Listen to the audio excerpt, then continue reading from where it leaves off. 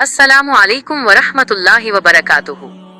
मेरे प्यारे दोस्तों, भाइयों और अजीजों, क्या आप जानते हैं कि कायनात की सबसे सच्ची जबान से हमें रमजान की क्या खुशखबरी मिली है। आज मैं आपके सामने वो अजीम बशारत रखने जा रहा हूँ जो हमारे नबी पाक सल्लल्लाहु अलैहि वसल्लम ने अपने सहाबा को दी थी।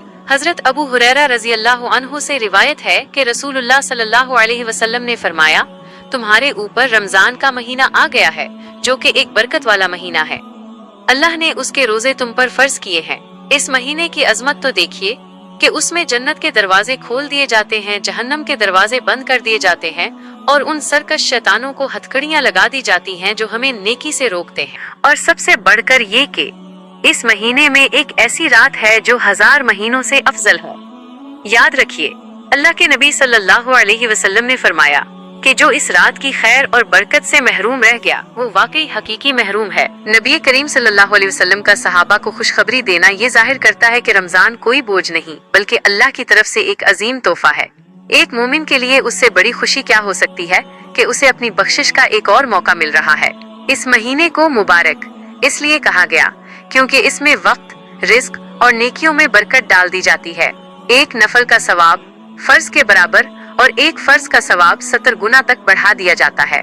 जन्नत के दरवाजे खुलना ये इस बात की अलामत है कि इस महीने में अल्लाह की रहमत जोश पर होती है और नेकियां करना आसान हो जाता है। जहन्नम के दरवाजे बंद होना ये गुनाहों से बचने की तरगीब है कि अल्लाह ने तुम्हारे लिए बुराई के रास्ते मुश्किल कर दिए हैं। शैतानों का कैद होना इंसानी नफ्स को बहकाने वाली बैरूनी कुव्वतें, बड़े शयातीन रोक दी जाती हैं ताकि बंदा खालिस होकर अपने रब की तरफ रुजू कर सके। लैलतुल क़द्र जिंदगी का हासिल। हदीस में 1000 महीनों से अफजल रात का जिक्र ये बताता है कि अगर किसी ने अपनी पूरी जिंदगी में सिर्फ इस एक रात की सही इबादत कर ली तो गोया उसने 83 साल से ज्यादा की इबादत का अजर पा लिया। हकीकी महरूम कौन है? इस जुमले में एक सख्त तंबीह है।